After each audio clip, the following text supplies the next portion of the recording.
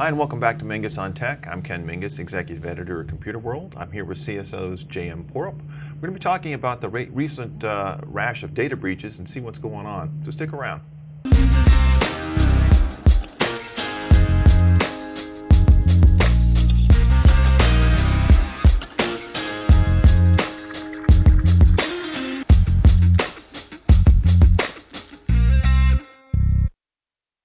Okay, so JM, thanks for being here. Thanks for having me, Ken. As you well know, the last few weeks have been quite wild and woolly in security land with the big announcement from Facebook that 50 million accounts had been hacked, the announcement from Google that Google Plus accounts had been hacked. And I mean, this is nothing new. These things do happen from time to time. And I'm trying to get maybe from you, with your security background, a little bit better sense for, what we're seeing here, why these things seem to continually happen, and if there's anything that either individual users or companies can do to try to stave off any damage from these things. Good question. So Facebook and Google have enormously well-respected security teams, and they spend a ton of money on security. Some of the very best people in security work for Facebook and Google. They pay top dollar, and you work on the hardest problems there are, and yet they still get breached. Right. The problem is at the end of the day, Facebook and Google are engaged in what some call surveillance capitalism. Okay, that's a new one. Explain that to me. What is surveillance capitalism? Sure. So who is Facebook's customer? Advertisers? Exactly. Okay. We are the product. We are the product, yeah. We are the product, not the customer. So our the exposure of our data doesn't receive any market blowback from advertisers because they're still able to get value out of advertising. Okay. And the problem is that when you have, say, Fort Knox, you need to have Fort Knox style security because that's a ton of gold. That's where all the money is. Yeah. Why do you rob banks? Because that's where the money is. There was a famous bank robber who was like, why do you rob banks? That's where it is. That's where the money is. But that's not where the money is now. Okay. The money is in all of that intimate personal data. And if you amass a giant mountain of wealth, you better secure it properly. But the problem is it is so difficult to do that security well, even with the hundreds of millions of dollars or whatever the budget is of these companies for the best security their money can buy. Right. Humans make mistakes. Perfect security is impossible. And when a single breach can affect 50 million people, could in theory affect 2 billion people, every single, the right flaw could affect everybody at Facebook. Right. In theory. Yeah. And that's really hard to do well. Now, surveillance capitalism is we're going to spy on you to show you targeted advertising and manipulate your buying habits or your political opinions or whatever the advertiser wants to pay money to convince you to do something. This sounds vaguely like, sort of almost 1984-esque levels of watching what people are doing and then monetizing that, with outside third parties, advertisers, whoever. It sounds a bit creepy. I think it is creepy. Okay. I think it is creepy, and I think the nonstop news of data breaches, even with these large companies, which such very well respected teams for security, is that their fundamental business model is arguably maybe not the best for society. Yeah. These companies are really more surveillance companies than social networking companies. And when a very large corporation is able to acquire that much intimate personal data about not just all Americans, but practically half the planet at this point, and Facebook wants everybody on Facebook, that extreme concentration of wealth and power attracts the world's best attackers. Okay. And so, it's interesting. I just want to pause for 1 second because I think given the number of times over the years you see these reports about breaches from social media companies, all companies in general, hearing you say that both Facebook and Google have smart, intelligent security folks working for them. The best in the world. Because it's sort of, which is good to hear because I think a lot of people, when they see these breaches over and over and over again, they think Facebook doesn't know what it's doing.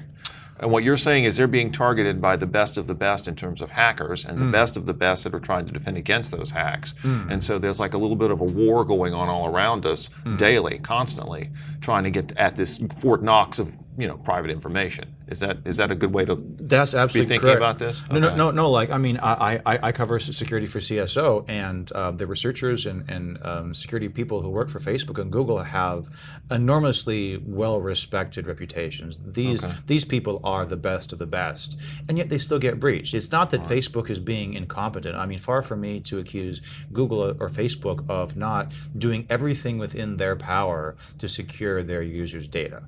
I wouldn't say that for a second because they are doing everything they possibly can. But the real key takeaway is the best they possibly can is still not good enough, and is not likely ever to be good enough. That was what I was going to say. This sounds like sort of like the Cold War arms race. Just as soon as a company puts in layers of security that will protect its users or the data, then the hackers are going to find some way around that. Then you just get this constant up and up and up. Is there any way? Will we ever be secure? Will our data ever be really truly secure? Do you think?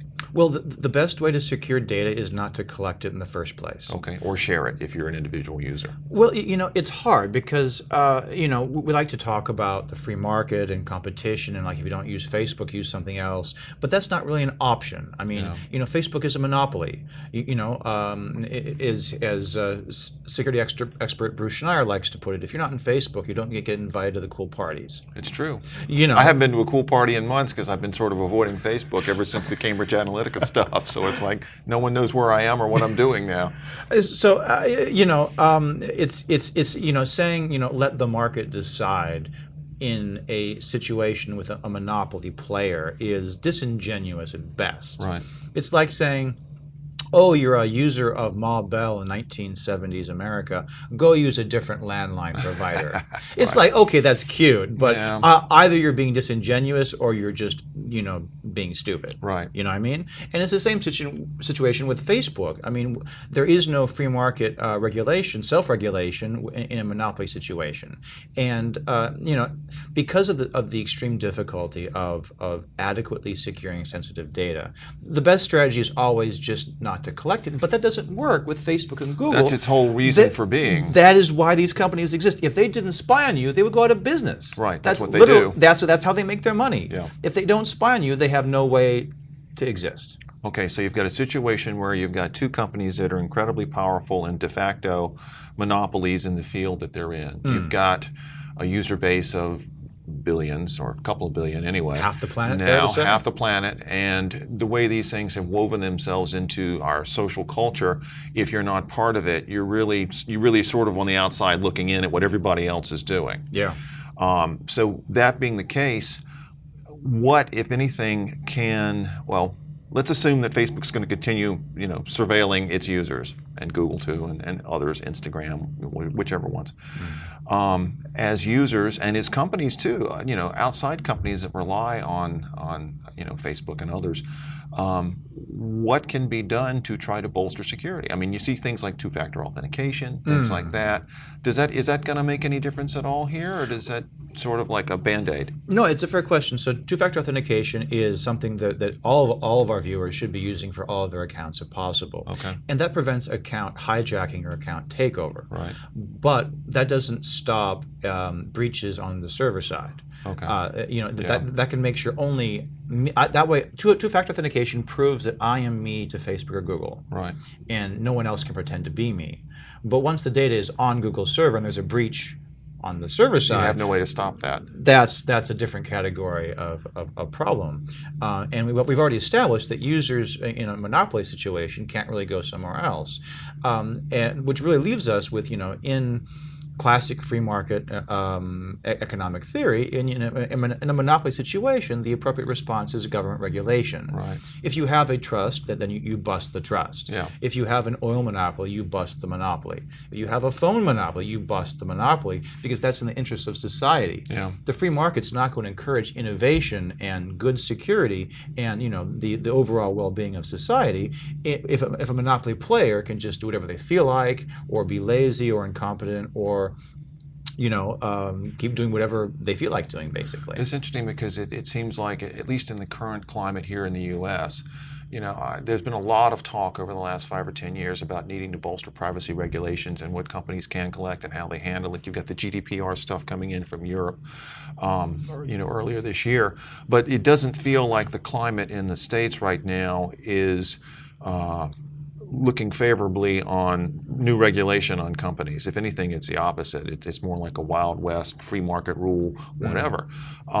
So if there's no government regulation, no way of sort of putting into law what these companies should be doing and how best to safeguard this stuff, what do? We're at the mercy of lack of government, hackers out there, companies doing their best but failing. For the foreseeable future, or what? Well, it's a fair question, and I'm glad you raised GDPR because GDPR. I read GDPR as shots fired against Facebook and Google. Okay. And primarily. Not. I would say primarily. Maybe because they're the biggest. They're the 800-pound gorillas in the room, so they're the ones that need to pay most attention to it. Well, let's say you sell refrigerators and you're collecting user data to sell them more refrigerators. Your core business is making and selling refrigerators. Your core business is not spying on people. Right. So if the fridge maker smart refrigerators still coming. Maybe that adds 5 to 10% to their revenue, but like their core competency and their core revenue is not the surveillance aspect. Okay. So whereas that is like the bread and butter for Facebook and Google, right. And Europe is the largest regulatory single market in the world. They got like 400 million people, and any serious global company that wants to do business in Europe, which is basically all of them, have to contend with this. And the GDPR fines are eye-watering. 4% of global revenue, I think it is, and they're going to go after Google and Facebook. Regulators there, I think Europe sees it as a sovereignty issue. If you see 400 million people and all their data is going to a foreign country, even if you like the United States as a European, it's just like that's still like a sovereignty issue. Yeah. Now you have all of our citizens' data. Is that good for Europe? I think many Europeans would say. Maybe not. Right. And beyond that, while the U.S. federal government has clearly abdicated any responsibility and shown no interest in this, the state of California has. Okay. The state of California. That's right. Good point. Yeah. Okay. And where is Silicon Valley? California. Yeah. In fact, because of GDPR, California is looking at sort of like a mini California version of the GDPR. So you don't need to have Washington get its act together. If Europe, Brussels, and Sacramento get together to do this thing, Facebook and Google are going to have a really hard time of it. Right, they're going to have to.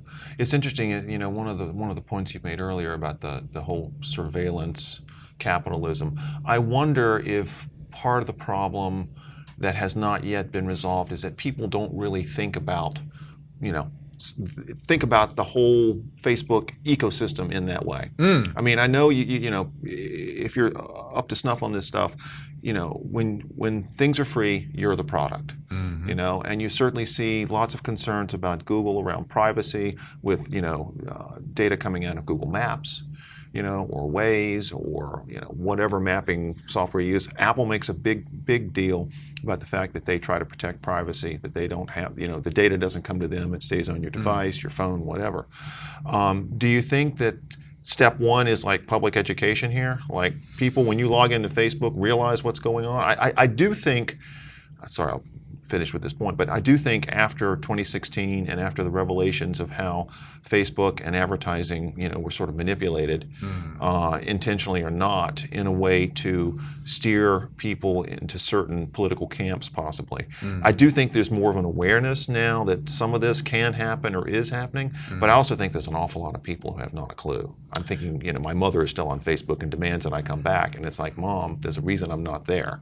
It's fair because this is very abstract. It's very technical. A key tenet of security is you can't rely on everyday users to be security experts. Like that's just not realistic. Yeah. You have to design and build systems that are secure by default. So ordinary people just want to live their lives. Right. They just want to have fun, connect with friends, connect with old chums from school, go to the cool parties. And it's like so. A good comparison that I like is to There's two comparisons and I'm not sure which one is the best, Okay. but both from the 60s. We have Ralph Nader and Unsafe at Any Speed, Yep. and then we have Rachel Carson's The Silent Spring. Mm-hmm. Now, for 20, 30 years, we dumped DDT into our rivers, and we had factories polluting the environment, and you could set Lake Erie on fire, and you know, there was all this pollution. We were like, you know, whatever, it doesn't matter. And then people were like, "Oh, it's killing the birds and the wildlife. It's giving humans cancer. Yeah. It's like bad for us as a collective society. Right. You know, like the immediate short-term harm is not there. We're making more money. We're creating jobs. The factory is building the community. We're killing bed bugs. DDT is awesome. Rock DDT. I remember the mosquito spraying in the summer. You know, all this the fog. It's like that shit was everywhere. Like, you know, so it's just like there's this disconnect between the long-term harms and the short-term benefits. Yeah. And I fear that in an age of surveillance capitalism and data breaches, we're in a very similar situation to like invisible things are going to kill me. I mean, come on, you're being paranoid. Right. Well, you know, actually, invisible chemicals can kill you. Mm-hmm. Radiation can kill you. If there's a massive toxic waste spill in the river that you get your drinking water from, you're going to pay attention. You could get very sick and die. Your family could get sick and die. Yeah. You know, and I think we're in a situation where, like, with those two revelations in the 60s, like, you know, Rachel Carson's Silent Spring, you know, we have to have an EPA. You know, no, you can't dump toxic waste in there. You know, companies make money when they dump toxic waste in the river. Right. It's good for the bottom line. Yeah. It's cheaper. Yeah. You know, it's good from a pure free market capitalism perspective. Dumping toxic waste into fresh water is a great business move. Yeah. But as a society, we're like, you know, that's probably not the best thing for society. As a society, and a government represented by society says, as a society, we agree this is not okay. Yeah. And we restrain that practice. Couple of points. Rachel Carson, I think that came out in 60 or 61. EPA was created in 1970. You know, there's always a lag. Unsafe at Any Speed, I think, was written in 65 or 66. It was still several years beyond that before, you know, cars all had the seat belts and the harness belts and the airbags.